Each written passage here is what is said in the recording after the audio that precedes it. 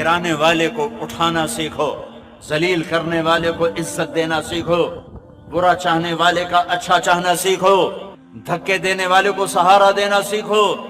ایک دفعہ کرو تو صحیح، جیسے آج یوسف کا نام گونج رہا ہے، آنے والی تاریخ میں تمہارا نام گونجے گا۔ تھوڑا سا وہ قصہ سنا تھا، کب نکالا یوسف علیہ السلام کو دھوکہ دے کر، فراڈ کر کے، چھوٹے سے بچے 8-9 سال 10 سال عمر، اور جو ہی باہر نکلے تو مارنا شروع کیا۔ ہائے ہائے ہائے ہائے، جب کبھی خیال آتا ہے دل پھٹتا ہے کہ ہائے، معصوم پھول جیسا، کائنات کے حسین ترین، ایسا حسین کوئی نہیں پیدا ہوا۔ ایک اور اضافہ بھی سنا دو، مردوں میں یوسف جیسا اللہ نے کوئی نہیں پیدا کیا، اور عورتوں میں حوا جیسا اللہ نے کوئی نہیں پیدا کیا۔ حوا سب سے حسین تھی۔ ماں جی ابا جی پتہ ہے 130 فٹ کا تھا، 130 فٹ، 130 فٹ۔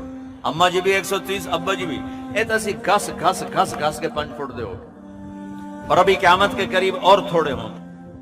پھر جب جنت میں جاؤ گے تو اللہ پھر دوبارہ 130 فٹ کا قد عطا فرمائے گا۔ مرد بھی عورت بھی 130 فٹ کی جوانی دے گا۔ کیا مارا ہے بھائی کو، اور جب کنویں میں پھینکنے لگے تو یوں ہاتھ پڑ گئے منڈیر پر یوسف علیہ السلام کے، تو انہیں ایسے وہ تلوار کا قبضہ یہاں مارا، زور سے مارا، اور تڑپ کے ہاتھ چھوڑے اور گرے۔ جبریل نے سنبھل نیچے اتر کے سنبھالا، اٹھایا، پھر باہر نکلے، پھر فروخت ہوئے۔ وَشَرَوْهُ بِثَمَنٍ بَخْسٍ دَرَاهِمَ مَعْدُودَةٍ وَكَانُوا فِيهِ مِنَ الزَّاهِدِينَ۔ ایسا چپ ہوئے کہ بتایا ہی نہیں کہ یہ میرے بھائی ہیں، میرے اوپر ظلم کر رہے ہیں۔ چپ۔ منڈی میں بکے، مصر کی زلیخا کے گھر پہنچے، جوان ہوئے، بہت بڑا امتحان آیا، پار نکلے۔ بتا کہ پھر کیا کیا زلیخا نے؟ الزام کو ٹھوک دیا، اور پیچھے ایک آدمی ڈھول بجاتا ہوا اعلان کر رہا تھا، ھذا جزاء من خان سیدہ، یہ جزا ہے اس نوکر کی جو اپنے مالک کے ساتھ بددیانتی کرے۔ برداشت کیا، پھر 9 سال جیل کاٹی، برداشت کیا۔ ایک خواب کے ذریعے سے تخت پہ بٹھایا اور بھائیوں کو ذلیل کر کے سامنے کھڑا کر دیا۔ یوسف علیہ السلام نقاب رکھتے تھے، ایسے چہرہ نہیں کھولتے تھے، کوئی فتنے میں نہ پڑ جائے، تو نقاب ہوتا تھا۔ جب بھائی آئے تو فَعَرَفَهُمْ وَهُمْ لَهُ مُنْكِرُونَ، یوسف علیہ السلام نے تو پہچان لیا، انہوں نے نہیں پہچانا۔ ان سے کہنے لگے کہ جب تم اگلی دفعہ آؤ نا تو فَاتُونِي بِأَخٍ لَكُمْ، تو اپنے بھائی کو لے کر آنا، مِنْ أَبِيكُمْ، جو تمہارا ہے نا ستیلا بھائی، اس کو لے کے آنا۔ فَإِن لَمْ تَأْتُونِي بِهِ فَلَا كَيْلَ لَكُمْ عِنْدِي وَلَا تَقْرَبُونَ، اگر وہ نہ آیا تو میں تمہیں غلہ نہیں دوں گا۔ بیچ ایک بات اور بتاؤ، صبر یوسف، 9 سال کی قید کوئی آسان نہیں۔ بادشاہ کو خواب آتا ہے، خواب کی تعبیر ان کے ایک ساتھی کو یاد آتی ہے کہ یوسف نے خواب کی تعبیر، تو یوسف کہتے دفعہ ہو جا، مجھے قید کرتے ہو، میں تمہیں تعبیریں بتاؤں، جو نہیں بتاتا۔ یہ تھا یوسف علیہ السلام کا معاملہ، جو ایک بشری تقاضا ہے، میں نہیں بتاتا۔ یوسف علیہ السلام نے صرف تعبیر نہیں دی، تعبیر بھی، تدبیر بھی، تبشیر بھی۔ عبر ودبر وبشر، سبحان اللہ۔ دشمن کو بتا رہے ہیں دیکھو بھائی یہ خواب بڑا اچھا خواب ہے، یہ اس کی تعبیر ہے، 7 سال زراعت کر لو، پھر 7 سال قحط آئے گا، پھر 7 سال کے بعد دوبارہ بارش ہوگی، پھر غلہ ہوگا، یہ سب کچھ دشمن کو بتایا۔ پھر بادشاہ نے کہا اسے لے کر آؤ۔ وزارت مل گئی، بھائی آگے گئے، یوسف علیہ السلام سے کہنے لگے اب تو غلہ ختم، نہیں مل سکتا، بنیامین کو بھیجو۔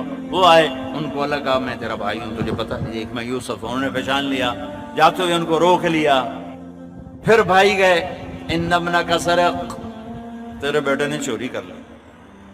ایسے سخت دل تھے، یہ نہیں کہنے لگے ان اخانا سرق، ہمارے بھائی نے چوری، کہنے تیرے بیٹے نے چوری کی، ایسے سخت دل تھے۔ تو یوسف علیہ السلام نے کو یعقوب علیہ السلام نے خط لکھا، چونکہ دونوں باپ بیٹا نبی ہیں، اجازت نہیں یوسف کو اپنا آپ بتانے کی کہ اے مصر کے گورنر، ہم نبیوں کے اولاد ہیں، ہم چوری نہیں کیا کرتے، میرے دادا کو آگ میں جلایا گیا، میرے باپ کو چھری کے نیچے سے نکالا گیا. اسماعیل علیہ السلام چاچے کو تائے کو باپ بتایا, اور میرے بیٹے کو مجھ سے جدا ہوئے 40 سال ہو گئے, میں رو رو اندھا ہو گیا, تیری مہربانی میرا بیٹا واپس کر. جب یوسف علیہ السلام نے یہ خط پڑھا تو بہت روئے اللہ کی بارگاہ, اور اللہ سے اجازت چاہیے کہ یا اللہ اب مجھے اجازت دے دے, میں اپنے آپ کو ظاہر کر رہا ہوں. تو اللہ کر. تو اب بھائی آئے. 40 سال کا ظلم و ستم سامنے رکھنا, اور آگے جو اب یوسف علیہ السلام نے بولا ہے وہ میں تمہیں بتانے لگا ہوں. 40 سال کا ظلم و ستم سہا بھائیوں کی وجہ سے. اب بھائی سامنے آئے تو ایسے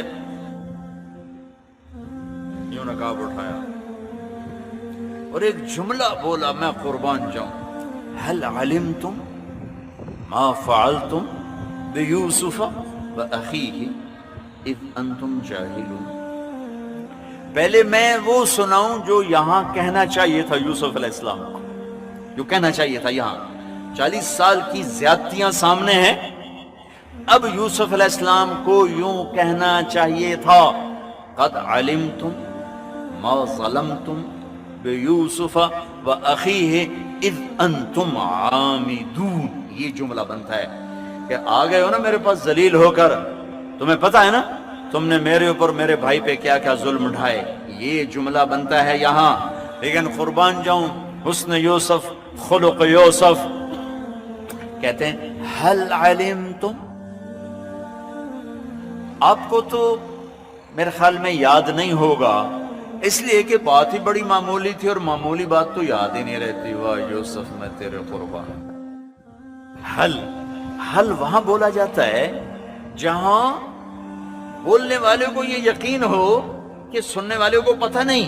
میں کہوں بھائی نہیں بٹ صاحب آپ کو پتہ چلا, یہ آپ کو پتہ چلا میں کہاں بولتا ہوں جہاں مجھے یہ یقین ہوتا ہے کہ رانجھا صاحب کو پتہ نہیں میں کیا کہنے لگا ہوں. آپ کو پتہ چلا حضرت جی مولانا صاحب آپ کو پتہ چلا. یہ ہمارا اردو محاورہ ہے, عربی میں حل ہے. حل سبحان. یہاں حل نہیں آنا چاہیے, قد آنا چاہیے تھا. کہنے لگے حل علمتم, تو آپ کو پتہ چلا. آپ کو پتہ چلا کن کو کہہ رہے ہیں؟ جنہیں تلوار کے قبضے انگلیوں پر مارے تھے. آپ کو پتہ چلا. لیکن آپ کو تو غالباً یاد نہیں ہوگا, اس لیے کہ معاملہ ہی بڑا چھوٹا سا تھا, ایویں معمولی سا واقعہ تھا. ما فعلتم, فعلا عربی زبان کا کمزور ترین لفظ ہے. اگر اس سے کوئی کمزور لفظ ہوتا تو یوسف وہ استعمال کرتے. اس لیے میں کہہ رہا ہوں یہ الفاظ کا ترجمہ نہیں کر رہا ہوں, جو صورتحال ہے اور جو یہ پورا جملہ ایک تصویر پیش کر رہا ہے میں اس کا ترجمہ کر رہا ہوں.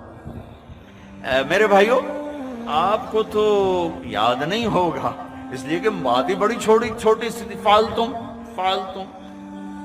وہ جو تھوڑا بہت یوسف اور اس کے بھائی سے نادانی میں اذن تم جاہلون, جان بوجھ کے نہیں کیا تھا آپ نے, وہ ایویں ہی ہو گیا تھا. اور یہ ایویں ٹکر لگ گئی, میرا بریک تو بڑی ماری پر ٹکر لگ گئی.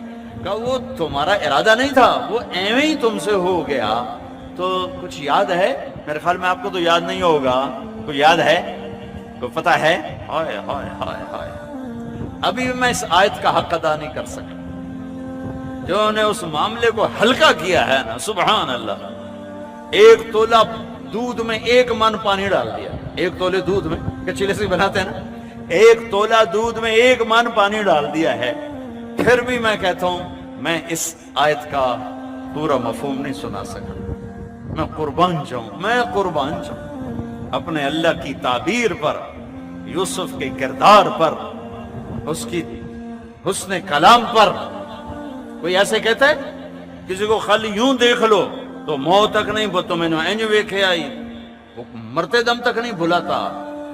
یہاں سرے بازار بک رہے, کنویں میں گر رہے, زنا کی تہمتیں لگ رہی, جیل کی بھٹی میں سلگ رہے, اور کہتے ہیں حل علمتم, آپ کو تو شاید پتہ نہیں ہوگا.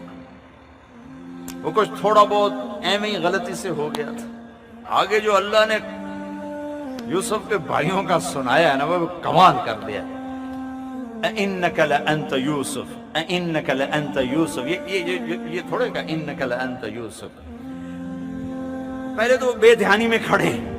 جب یہ جملہ آیا نا سر پر تو ایک دم خواب یاد آیا کہ یوسف نے خواب دیکھا تھا. تو ان کی ایسے آنکھیں پہلے یوں کھڑے پھر یوں دیکھا, پھر اس کے بعد خوف, گھبراہٹ, حیرت, پریشانی, سزا کا ڈر, معافی کی امید, اپنے اوپر پشیمانی, یوسف کی عزت کا احساس. یہ کتنے مختلف جذبات ہیں.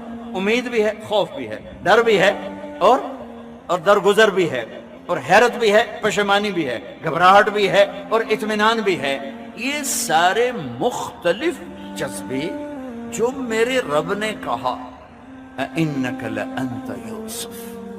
اب انہوں نے پتہ نہیں کیسے کہا ہوگا, لیکن میں لفظ سے مطلب نکال رہا ہوں. مجھے لگ رہا ہے یوسف کے بھائی میرے سامنے کہہ رہے ہیں. قرآن اللہ کی قسم جب کوئی واقعہ لاتا ہے تو یوں لگتا ہے جیسے آنکھوں کے سامنے ہو رہا ہو, جیسے ٹی وی والے سکرین پہ دکھا دیتے ہیں لگتا ہے ہمارے سامنے ہو رہا ہے. ایسے قرآن یوں دماغ کی سکرین پر لے آتا ہے کہ وہ ہاں میں دیکھ رہا ہوں یوسف کے بھائی کیا کر رہے ہیں. تو اب دور والوں کو تو پتہ نہیں نظر آیا نا, تم قریب والے دیکھو نا کہ یوسف کے بھائیوں نے کیا کیا. آنکھیں پھٹی, منہ کھلا. اِنَّكَ لَأَنْتَ يُوسُف اِنَّكَ لَأَنْتَ يُوسُف. پھر بھی میں نہیں ادا کر سکتا. تو آپ وہ آپ ہاں یوسف ہیں, ہاں ہمیں پتا چلے آپ یوسف ہیں. انا یوسف وہذا اخی. میرے بھائیو میں یوسف ہوں, یہ میرا بھائی ہے. قد من اللہ علینا انہ من یتق ویصبر. یہ جملہ میں نے سنانے کے لیے سارا آپ کو یہ بیان سنایا ہے کہ میرے بھائیو جو صبر اور تقوی اختیار کرتا ہے اللہ اسے کبھی ضائع نہیں کرتا. تو وہ بول اٹھے تاللہ لقد آثرک اللہ علینا وان کنا لخاطئین.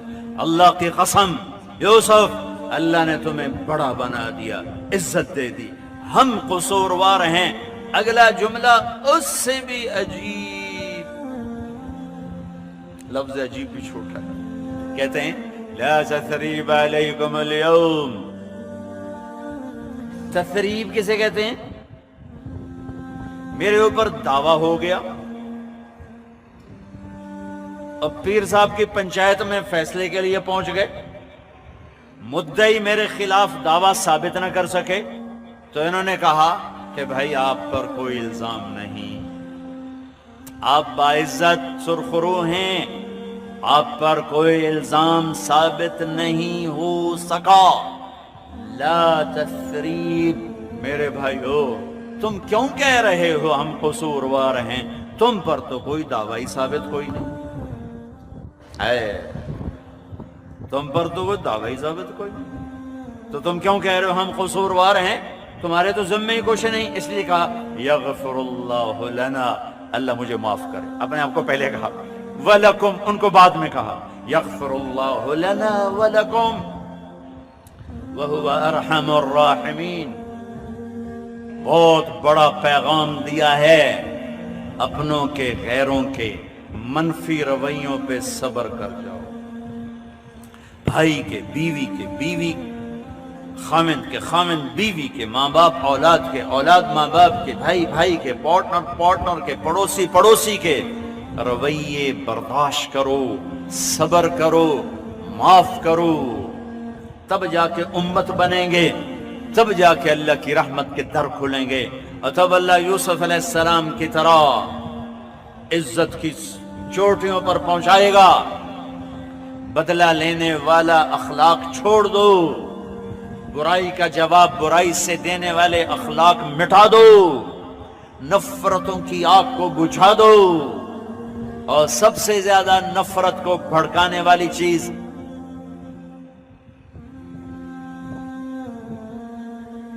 یہ زبان ہے، یہ زبان ہے، یہ زبان ہے، اور سب سے زیادہ محبتوں کو پروان چڑھانے والی چیز یہ زبان ہے، یہ زبان ہے، یہ زبان